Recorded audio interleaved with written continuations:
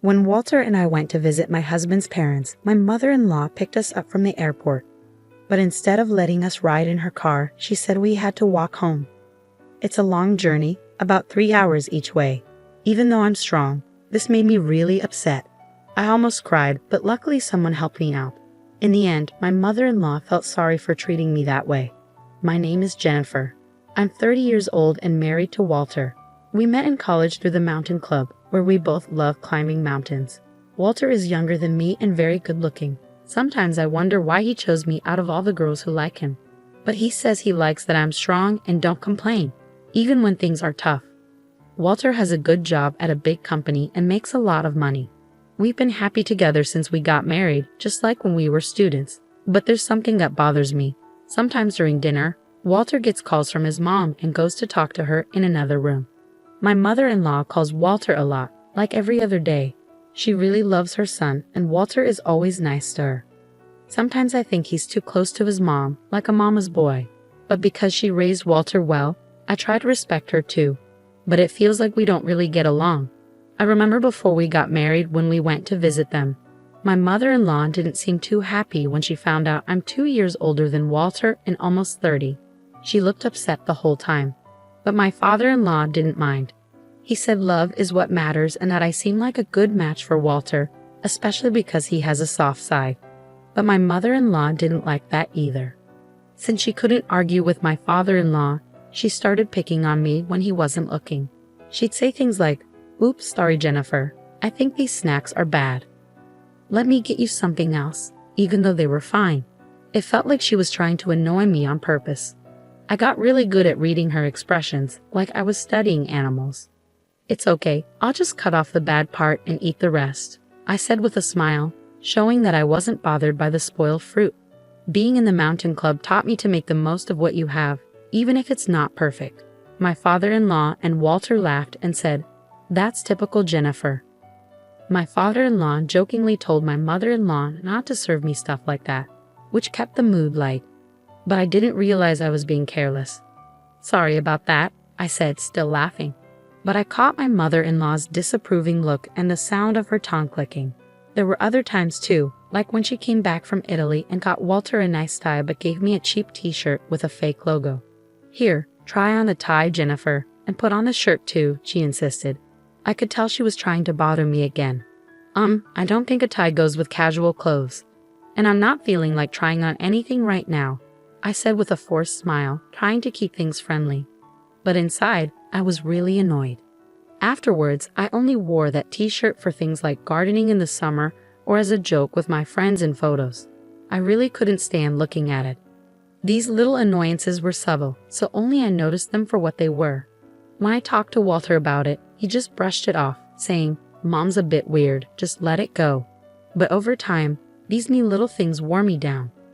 We live about an hour away from my in-laws, so it was easy to visit them if we wanted to, which made me feel even worse. Then one day, Walter told me, "Jennifer, I'm sorry for the sudden news, but I've been transferred. It starts next month, so get ready." Walter's transfer came out of nowhere. He'd apologized, but secretly I was relieved. It meant we could put some distance between us and my in-laws. Plus, the new place was really close to my parents' house, so it felt like moving closer to home. "Okay, leave the planning to me. I'll ask my family for help too." I happily started getting ready for the move. Finally, I could escape my mother-in-law's mean behavior.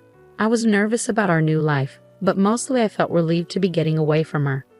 Once we moved, I thought I could finally put some distance between us. But then, I got another call from my mother-in-law. "Hi Jennifer, why didn't you answer the phone?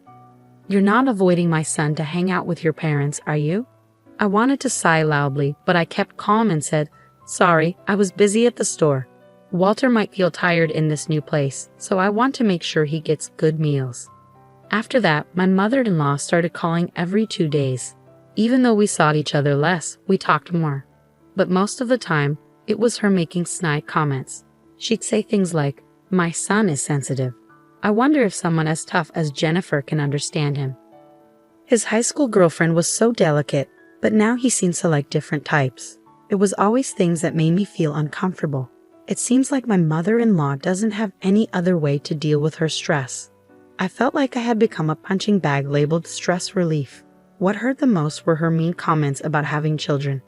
Jennifer, you're already 30, right? Have you thought about kids? I wonder if you being older than my son will affect having a normal child. It was shocking to hear someone say that nowadays.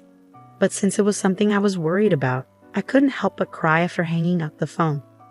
I wondered what my mother-in-law really thought of me. Did she think I wouldn't be hurt by what she said? After that, she kept calling frequently. But when I only gave safe answers to avoid conflict, maybe she got bored and stopped bullying me. I felt a huge relief. Then, on New Year's Day the next year, my husband and I went to my in-laws' house. They were picking us up from the airport. Hey Walter, Jennifer, it's been a while. My father-in-law waved and greeted us warmly. I was nervous about seeing my mother-in-law, but my father-in-law's friendliness made me feel better. Happy New Year, Mom and Dad. Happy New Year to both of you. Happy New Year, glad you're here. Happy New Year, Walter, good to see you. We exchanged New Year's greetings, but my mother-in-law didn't even look at me. Maybe she was upset about my distant response to her constant calls. Our relationship felt really awkward. I was trying to figure out how to handle the situation. You must be tired from the trip. How about we take a break at the airport cafe? My father-in-law suggested happily, seeming oblivious to the tension between my mother-in-law and me. Sounds good. Wasn't there a cafe on the second floor? Walter replied cheerfully, and we headed to a cafe inside the airport. Should I drive back? No, I'm still good to drive. While the men chatted, my mother-in-law and I sat in silence. Excuse me, I need to use the restroom, I said after ordering, getting up from my seat. Oh, maybe I'll go too, my mother-in-law said, standing up to follow me. I had a sinking feeling as we approached the entrance to the women's restroom, with my mother-in-law trailing behind me. Suddenly she said, since you can't ride in the car, why don't you just walk back? Confused, I turned to her, and there it was again, that same expression. We're going back as a family of 3. You're just a stranger, aren't you? I couldn't believe what I was hearing. Walk back from here to my in-laws' house? How far was that? And to call her son's wife a stranger. I was frozen in shock as my mother-in-law kept hurling words at me. I've been nice enough to call you often, but unlike Walter, you always respond coldly. Living near your parents' house has made you arrogant. I don't even want to think of you as my daughter-in-law. You're just a stranger. Her voice was getting louder. I was shocked, but I didn't want to argue in public, so I meekly replied, yes, I understand. Feeling too upset to go back to where Walter and my father-in-law were, I made my way towards the airport exit, moving slowly. Even though my mother-in-law told me to walk back, this was an airport. There had to be taxis or buses. I could go as far as I could by public transport and then walk the rest of the way. But more than that, I was worried about how I would face my in-laws whom I finally arrived. And how would I spend the next few days there? Those thoughts weighed heavily on my mind. For the moment, I searched on my phone for transportation options to my in-laws' house. There was a bus leaving in just 10 minutes, but it wouldn't take me all the way there. I'd have to walk from where the bus dropped me off. It seemed like it would take about 3 hours in total. 3 hours, I could manage that with my legs used to climbing mountains. It wasn't impossible. But there was a big difference between walking for fun and walking because I was being excluded from the car due to harassment. Tears started to well up in my eyes. Was it my fault? If I had been nicer on the phone, even after being treated so badly, would this have happened? Lost in my thoughts as I walked, I suddenly felt a tap on my shoulder from behind. Jennifer, why are you walking here? It was my father-in-law's voice. Did my wife say something to you at the restroom entrance? I was heading there too, and I saw you two talking. Then you started walking away, so I followed. Seeing the concern in my father-in-law's eyes, the tears I had been holding back spilled over and streamed down my cheeks. Jennifer, what happened? I made up my mind to tell him the truth. Actually, I recounted exactly what my mother-in-law had said, and my father-in-law's expression turned to one of anger, fiercer than I had ever seen. Oh dear, she said that to my son's wife. My father-in-law's reaction surprised me. Then he said something I never expected. I'll walk with you, Jennifer. With that, my father-in-law positioned himself in front of me and began walking. Father-in-law, don't worry. I used to enjoy mountain climbing, and I went on many climbs with Walter when he was little. A 3-hour walk one way is nothing.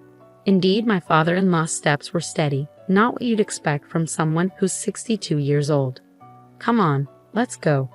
But we didn't tell Walter we were leaving. Is that okay?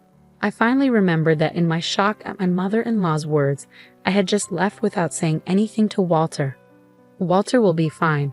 They'll probably convince him to wait. I'll let him know, my father-in-law assured me, taking out his phone to text my mother-in-law. He told her he was walking back with me and that the car keys were in his bag. While we waited for the bus, my father-in-law's phone rang. He answered, his voice tinged with controlled anger. It was my mother-in-law on the other end. I heard what you said to Jennifer. If you're going to say things like that, then I won't ride in the car either. I could hear my mother-in-law's panicked voice shouting from the other end. That's not what happened. She wanted to walk for exercise. I was left dumbfounded by their exchange, more shocked than anything else. We'll discuss this when we get home, my father-in-law said before hanging up and putting his phone away. Shortly after, my phone started ringing. It was definitely my mother-in-law calling. Father-in-law and I exchanged looks. What could she possibly want now? To tell us to get back in the car? I definitely wasn't going to answer. I decided to ignore it as well. Father-in-law and I quietly boarded the bus and continued walking after getting off. This way is a shortcut. There's a bit of a slope here, but let's do our best. Father-in-law occasionally offered advice as we walked, making it feel like we were climbing a mountain together. However, I hadn't planned on walking so much today and was wearing regular boots. Father-in-law was in leather shoes. Our feet were surely going to hurt during this journey. I didn't speak much, but I did ask once, Father-in-law, are your feet okay? Won't walking for a long time in those shoes hurt? Father-in-law glanced at my feet and squinted. Looks like we're both in the same boat. I can't believe she'd make a woman walk such a long distance in those shoes. Father-in-law's stride remained steady. Both of us considered calling a taxi, but we didn't mention it, wanting to defy my mother-in-law. But Jennifer, you're strong. Walking such a long distance without complaining. That's probably what attracted Walter to you. Hearing that made me feel a bit better. We continued walking, stopping to buy drinks from vending machines and a grocery store to stay hydrated. After about 3 hours with the sun beginning to set, we finally reached my in-laws' house. Their car was parked out front. Mother-in-law and Walter must be home. We're back. Father-in-law opened the front door and Walter rushed over. Yeah, Jennifer, I was really worried. What happened? Why did you suddenly decide to walk back for exercise? Walter asked, concerned. Did you hear that from Mom? That's not it. Mom told Jennifer to walk back, Father-in-law explained, looking understandably tired as he sat down on a chair near the entrance. Mother-in-law, who had come out of the living room, looked pale and shocked. No, that's not what happened. It's not. There must have been a misunderstanding. What misunderstanding? I couldn't hold back any longer. You said, since you can't ride in the car, why don't you walk back? Didn't you? That's what happened. I don't like lying. Thanks to that, it felt like my old mountain climbing club days. A 3-hour one-way walk was good exercise. Walter looked back at mother-in-law. He knew well that I wasn't the type to lie. The father-in-law, Walter, and I were all looking at my mother-in-law. She shouted, What? You trust this woman more than me. She's just a stranger to your family, right? You trust a stranger more than your own family. I wasn't allowed in the car because I'm a stranger. I whispered sadly, Mom, I can't believe you'd say that. Jennifer is important to my family. I wanted you to feel the same, Walter said, his hand shaking with anger. If you're going to treat Jennifer like this, I'm done with you, Mom. I won't answer your calls anymore. Don't contact Jennifer either. Walter held my hand and said, Let's leave. Walter, wait. Walter shut the door and without looking back, took my hand and we left. A year later. Hey Jennifer, Walter, come over here. The view is amazing. Walter, his father, and I were climbing a mountain together. 6 months later, Walter got a job transfer and we moved back to where we used to live. Since the incident at New Year's, Walter's dad decided to get divorced and moved near our place. Climbing mountains together on weekends became a regular thing for us. Should we have lunch here? We eagerly started preparing our meal at the top of the mountain, While we were busy, Walter's dad began to talk. Mom went on a spending spree after the divorce. Even though we divided our property properly, it seems she's already having money problems. Maybe she felt lonely. The divorce was tough, with lots of crying and shouting. It seems like it's best for both of us to keep some distance now. She needs to find her own way too. Otherwise, she might end up taking her stress out on those close to her. I listened quietly to their conversation. I'll focus on my own life so I won't end up hurting others because of my stress. As I looked out at the view from the mountain with my precious family, I made that promise in my heart.